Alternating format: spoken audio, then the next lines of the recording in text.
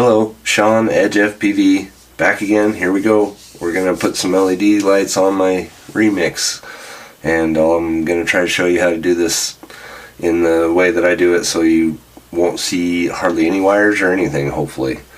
As you can tell, I am a little bit sick, but I'm just trying to get this done for you guys.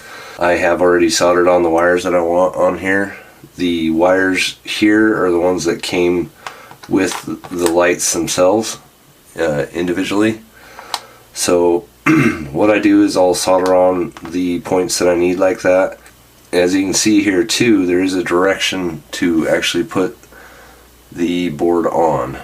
So this is going to point towards the front, so when I do it, if I do decide to do the lights where if you turn left, right, forward, backward, any of the pitches or rolls, it'll actually indicate which light you're turning with. So the distribution board is nice for that portion of it, because you don't have to have the Lumenier back plate with the buttons and stuff to do this. It can all be signed up through Betaflight, and I'll kind of run through a little bit on how to do that, but you do definitely need to know how many LED lights you actually have. I got the back plate, the Oh My God series back plate for it, and I'm going to be putting in this larger one in the middle as well too, which also has an in and an out. I did do the signal wires going into the flight controller, the different colors.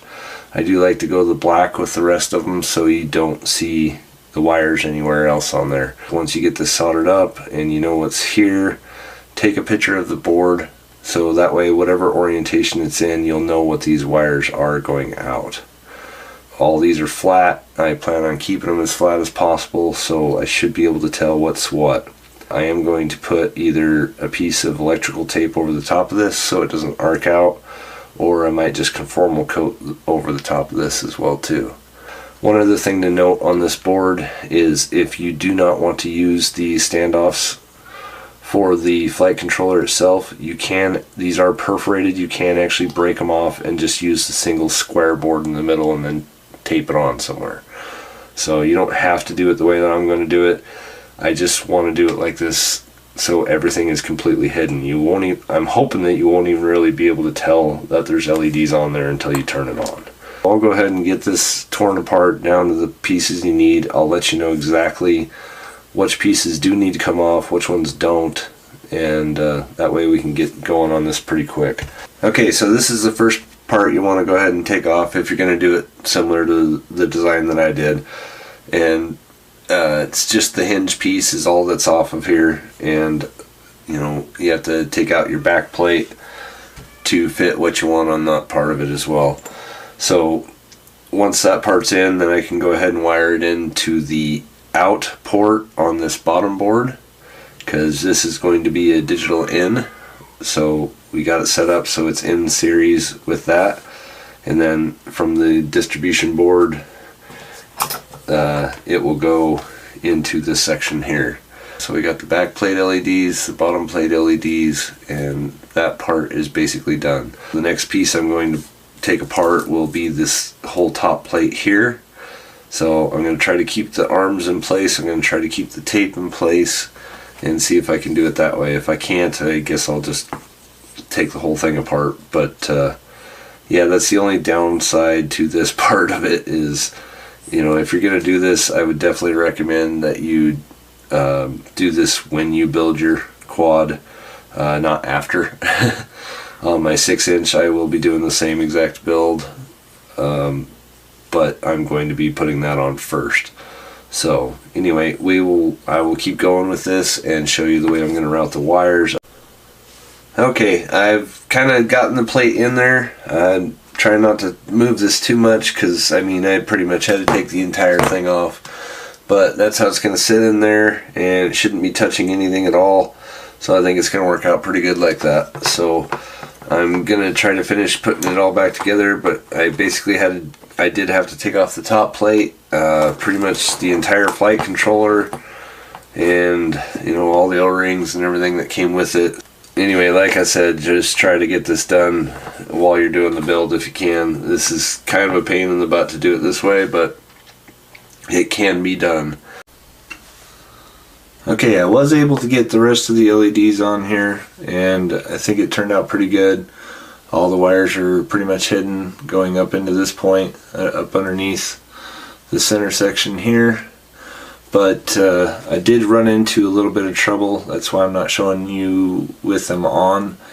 Apparently with the distribution board by Lumenier, you need to have the in and out cables connected, and they do need to be in the order that they come in. So in to in, out to out. And I did it like I did the rest of my other ones, where in is where the signal comes into, and didn't use out on the other ones. So I will have to rewire the fourth wire to these LEDs to the distribution board to get it to work correctly, and for Betaflight to recognize that it's even there. I did decide not to use this. One of the main reasons why is because this board actually gets pretty hot when all the lights are on it, and this sits right next to the flight controller, so I just didn't want all that extra heat getting into it. So at another time I might still put this on, but for right now I'm just going to leave it with the basics, because I ran into problems trying to get these working. So they all do work, but it's like 1 on this one, 2 on this one. You know, it's very random, because it doesn't know what signal it's trying to get from where, because I don't have that fourth wire hooked up. I've worked really hard at trying to get these working correctly. The configurations were a little bit different than I originally intended. These distribution boards work out fantastic. I love the way that this worked out. So I just had to figure out what the configuration was. I actually finally had to map it out to figure out what was what. Just kind of show you that so you have the configuration yourself too. Hopefully that makes sense to you as well. So this is coming out of the flight controller. This is going to the back light LED. So hopefully that makes a little bit more sense to you on how this is actually configured up. And you know, like I said, it's a little different than what I was even expecting. The way that I have this set up is where this X piece goes is where this actually is. So that was one of the reasons I took the pins off of the RXXR receiver, because if you look, this has a little bit more space on the upper and bottom part for that thicker brick. Or with it on there, it makes it really hard. It actually pushes back up on to the 4-in-1 ESCs. But you know, one thing to note on this, you know, as you saw in the diagram here, it does go like for like across from the LED. So when you're pinning this up from here to here, it's just straight across. So in that way you have the in, the out, and then back to each one. And as you can see on here as well, it is numbered. So we got 1, 2, 3, and 4, and then the fourth one goes back up to the top to the rear lights, or another one of these boards. You can actually interlock several of these boards if you really wanted to, and you know, just as long as it doesn't exceed your amperage for the flight controller itself, which this one is 1.5 amps. This is going to be my in from the actual flight controller. This is going to be out to the rear lights, and so hopefully this setup will actually work correctly. But this is what I should have done in the first place on the first one, instead of pulling the wires off individually. Signal going to S6 is what the instruction manual says that will control LEDs without using the LED port here. If you do that, you have to jumper a couple bridges on the back of this board. So I didn't really want to do that, so I'm going to try the S6 and I'll let you know if it works or not. And then the red to positive, black to negative on the 5-volt and ground pin over on this side here.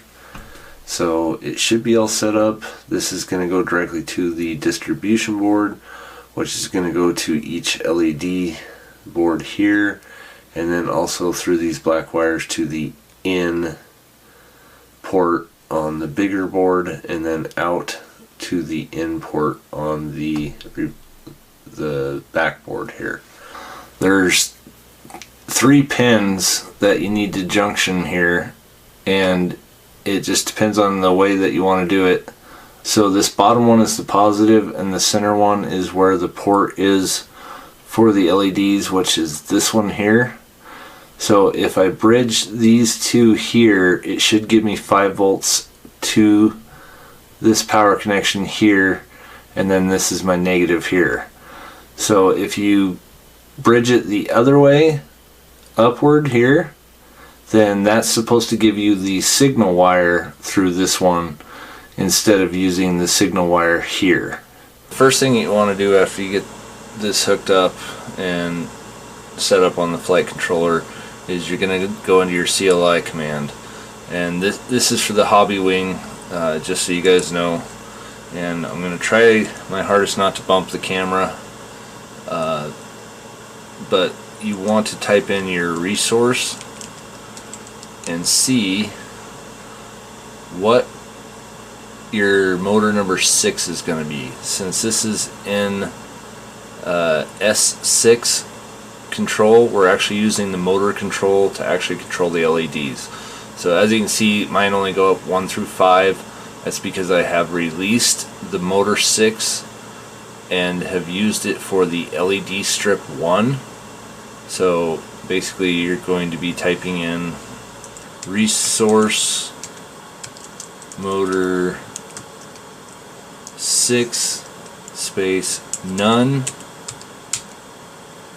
and it'll free up that resource. And then you'll want to type in resource LED underscore strip 1 space A08, enter, and resource will be set to A08. So that way it will control the LED signal going in and out of that S6 port. So once you get that portion of it set up, then we can go ahead and save and go into the configuration. We'll open that back up, and you do want to make sure in your configuration here you have LED strip set to on.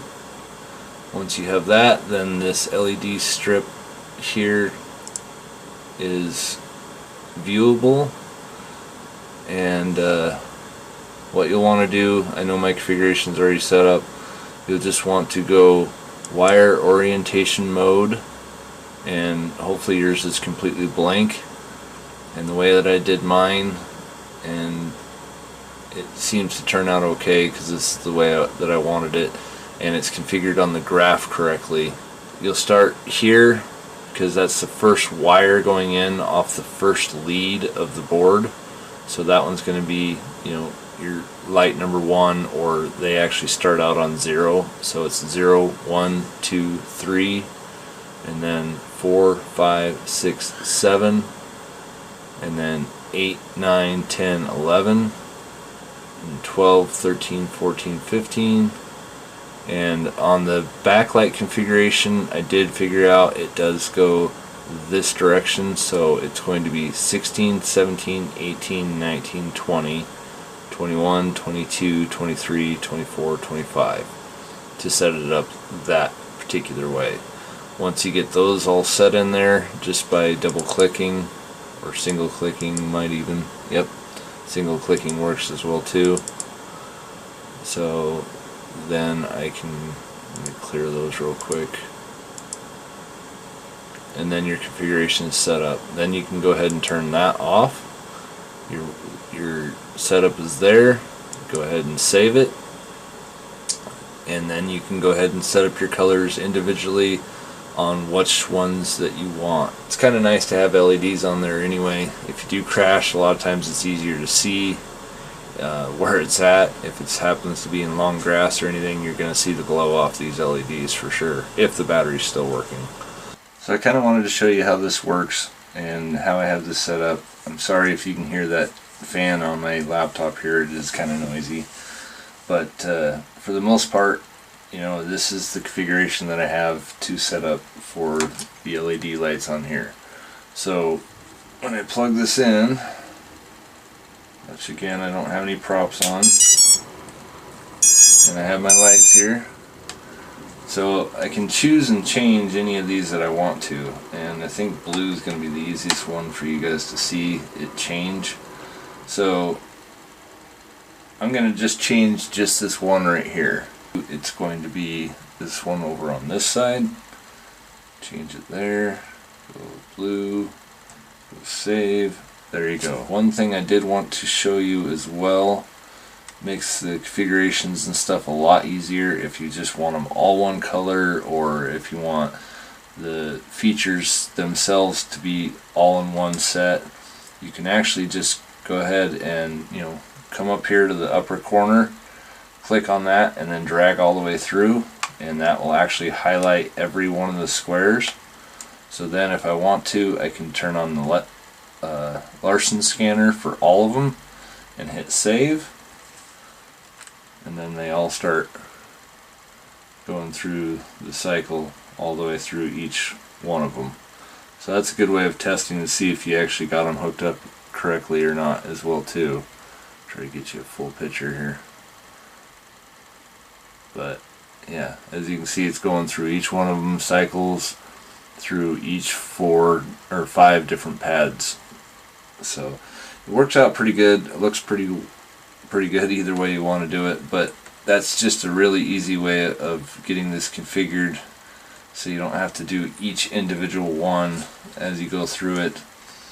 You know, if you want to turn it on where they're all blinking, you know, you can just highlight all of them, and then there you go, now they're all blinking. Or if you just want to do one segment right here on the arm like this, you want to do it like that. Maybe you want to just change just that one to all green. It's, you know, pretty easy to do. There we go, all green on the one side, or go all blue. It's just easy to just change just the one like that if you highlight all of them individually. But of course I have to make it always hard for myself and do each one of them individually, which takes quite a bit longer to get this done. But there we go, now it's back to normal again. So just a real quick, easy way of doing that kind of stuff. Alright, that's everything. So, you know, both these are wired up and ready to go, and both LED lights work on front and back. So there's the first 5-inch that I built with the new backlight, and it's actually set up for a throttle that I did on here, and basically does that when I throttle up and down. So it's kind of a different look to it, but I thought it was kind of a different pattern. And then still got lights flashing on both sides. I still got to configure this back one correctly. The way that I showed you is correct, but yeah, that's both of them fired up, ready to go. I really hope this helped you guys out, and hope you guys can at least get the backlight going on here. If you want to add the arm lights, you can. I've showed you how to do that. So, you know, I could have put that larger plate underneath here, but you can only use 36 lights, so the one that went up underneath here wouldn't have worked, just because I would have ran out of light addresses. So, but this is the best way that I've seen to set it up. So, and you could still add, I think, 4 more lights. So if you wanted to put one more on the front here for like a light bar or something, you could probably do that as well too. But maybe I'll do that in the future. who knows. But anyway, that's it, guys, and let me know if there's any questions you have or anything like that. I'll kind of show you a quick video of the quads that I've built up to date, and if you have any questions on those, I'll be more than happy to answer them for you. If you have any thing that you're actually adding to any of these different quads, I can research it, get it set up, and show you how it's done as well too. So I'm here to help, and I hope I have helped, and I'm going to continue trying to do videos. I'll be getting a crossfire pretty soon, and we'll kind of look into that too on some of these as well too, mainly for a long range one on this one. So thank you guys. Like, subscribe, share, and let me know what you guys think. I appreciate it.